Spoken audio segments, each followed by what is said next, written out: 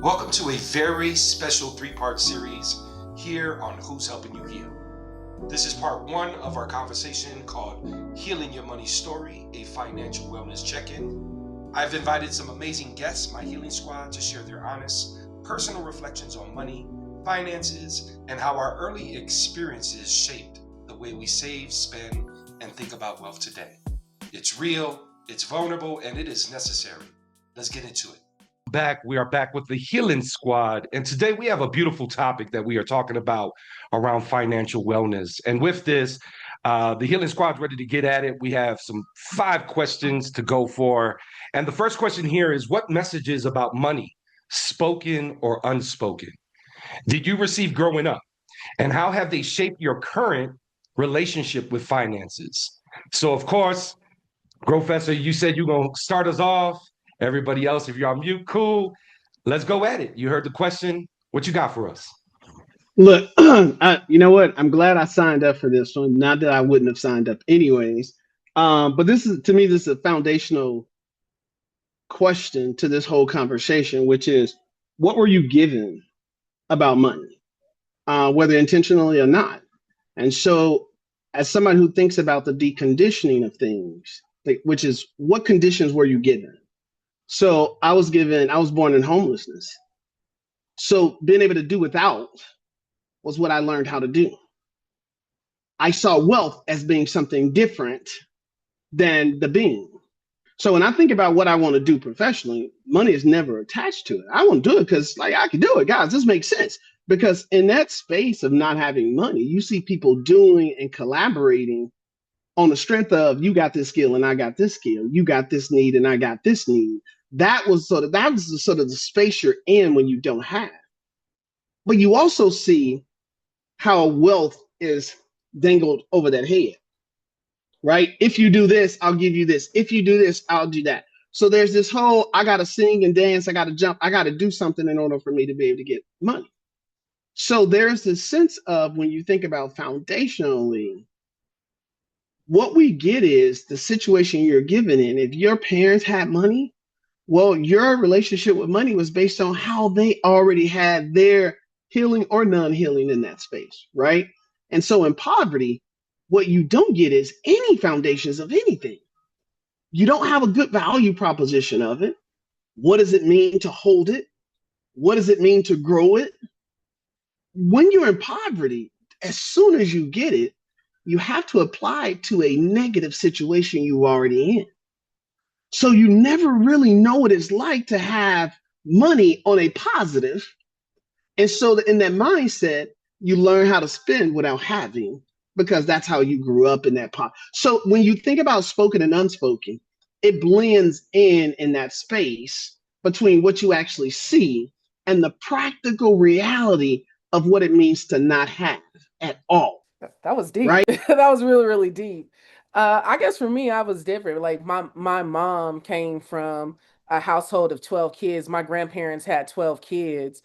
So my mom and my dad, he came from nothing. He didn't know his parents. So he ended up in the service. And so I felt like when my parents had kids, my sister and I, they said, okay, we were going to make sure that they went with that, they didn't have to want for anything.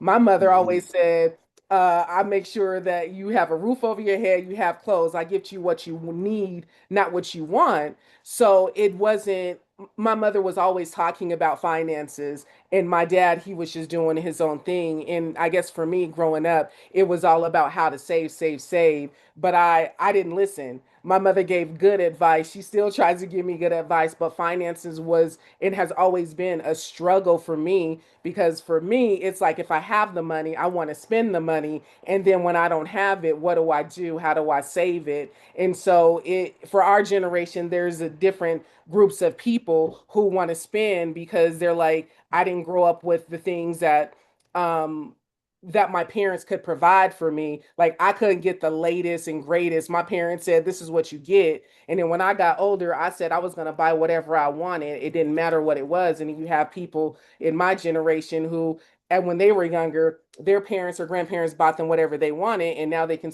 continue to still do it. So it's just a mix of generations are struggling right now with how do we really save in I'll call us the 80s babies, because that's what we are. A lot of us are struggling in different avenues. I love that, Roof. I just wanted to chime in on this one because, I think for me, when I think of the question, and maybe just in my money was so scarce in my house. But what wasn't scarce was like food. Thankfully, right? There was sometimes it was kind of scarce, and we're like, damn, there's an echo in our fridge. But I feel like, one of the things that was really scarce and not in front of me, I never saw it counted in front of me to a degree. It was later in my maybe teens, uh, beyond not being taught in school, just kind of those pieces. I found myself learning from the brothers in my neighborhood who were hustling to a degree because I saw them counting money outwardly before my mom, or even the look of it and the temptation of it. Where I felt like for my mom, it was always a marathon of a burden piece to a degree of like, oh, I got to continue. She was right. She was a single mother trying to take care of three children, feed them, work, and she worked her ass off. So maybe that's why I hardly got to see money because it was always gone. And like as soon as she got it, she was paying something with it. But wanted to get a couple more people's thoughts on this before we move to the question. We got at least 2 or 3 more minutes on this one. Anybody else want to share on this one? Or we can go ahead and move on to the second question. I mean, I'll jump in real quick. There's a lot of vulnerability in this topic, right? And being able to kind of share that space with people and talk about the things that we experience. My mom was also a single mom of three kids, and all I saw her do was work. And she worked, worked, worked, right? And I remember her telling me one of the narratives growing up was life wasn't free, right? There's always a cost attached to it. And it wasn't until I was older, probably in my early 20s, that I realized she was talking about an emotional cost as well, right? And that was really hard. And like Adam said, like there I never saw where the money was going, but I knew there wasn't that much of it. But my mom always made sure we didn't want for nothing as far as like our basic needs, right? And she definitely provided, and I give that to her definitely. And what she really like the message that she really provided about money was that, like, yes, it's necessary to live and survive, but there's other things that we can create for ourselves that give us that sense of safety just amongst each other, right? And that's really what I hold on to, is that, like, yes, money, it's great to have wealth and riches and all that other stuff, but people have that and they're still not happy. So what does it mean to have joy and be able to survive? And for a lot of people, those two don't happen at the same time. And for some people it does. So really looking at the messages attached to money is a really reflective process that I don't know if we have time for in this session, but no, but definitely looking at, what was happening behind the scenes and how there was really an emotional cost attached to financial stability in my household. As far as spoken, it wasn't like we didn't have money conversations or anything like that. The most spoken were things that were indirect. They were indirectly related to money, like stop running in and out of my house, as opposed to explaining that this is going to affect my bill and you're letting my air out or you're letting my heat out, which is, I can't afford this bill if you continue to do that, was more so how things were communicated. Unspoken was work hard, just work hard, and then the money will come. It was never really a conversation about planning money or even what financial stability looked like, but you always had that level of wealth that was created in your mind. Either you saw your cousin that lived in the suburbs, or you saw your cousin that you felt like that cousin had everything that you wanted. And in your eyes, that was your initial ideas of what wealth might look like that you would have developed, and how that's shaped well, not my current, but my former relationship with money was that one, the food scarcity, because I grew up in food scarcity. I grew up not having food, not being able to eat sometimes, and making up food and things with what we had available at the time.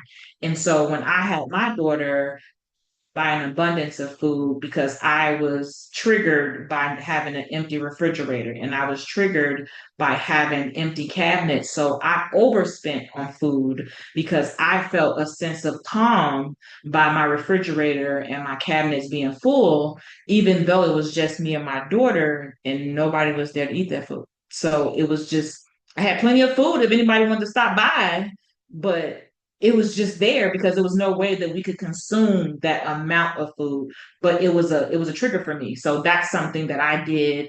I'm the youngest of three, so I never had anything of my own. Everything I had was hand-me-downs. So I had a attachment to being able to have something that was mine. So I would buy things just to have them as mine because I wanted them. So it showed up a lot of different ways originally, and how I mean, and then of course the lack of being able to use it correctly, that showed up. That's one way how it transpired and showed up in my former relationship with my finances. I didn't know how to use credit or what it was or what an interest rate was. Budget who? Like, because what's that? What do you do with that? Like, what does that mean? So for me, I was out just figuring things out in the daylight with a flashlight when I first started to navigate my finances. And because of that, I hit all the bumps all the way through the road, every detour, every manhole, every bump in the road. I hit all of them on my way to, I would say, where I am now. I think my story is similar to a lot of people's. Um, I think my understanding of I didn't come from money. Lived in poverty, government assistance, all the fun stuff. But like how I look at it now, I just kind of look at my mom and think, how did you make this happen? Like it's a little mind blowing to me. Being an adult, taking care of all the bills and all this stuff, knowing what she had and how she made things work, like that's what I think about. It's just like how did you make this work out of something out of nothing? And I'm also thinking about the stress she had to carry because of how little money she made. So when you're talking about spoken and unspoken, I say, being 40 something, I don't think I asked for too much, but I probably did. I know I did. I wanted Jordans. I wanted all the things. And it was never told to me to make money work for you. Like there was never that. It was like, so Neo, when you say budget, it's like, no, the budget is pay all the bills as much as you can and let something lay over until you get enough money to pay the rest of that bill. And then we'll find a way to take care of needs from time to time, but you'll live. And I think that's what my mom did. And so then when we came across credit cards and things like that, like I don't, we spent money in a way that wasn't healthy, that didn't, in a sense, support us with getting out of negative holes that we were already in because of poverty, because we wanted to feel good for a moment, just to have something nice, not to have the hand-me-downs and all these other things, not knowing that stuff would catch up with you later. So when I'm talking and preaching financial freedom in my household now, thinking about the relationship that I had with money earlier in my life, it's two different conversations. But I also, even like my mom didn't teach me a lot of these skills, I'm still marvel at what she was able to do with nothing.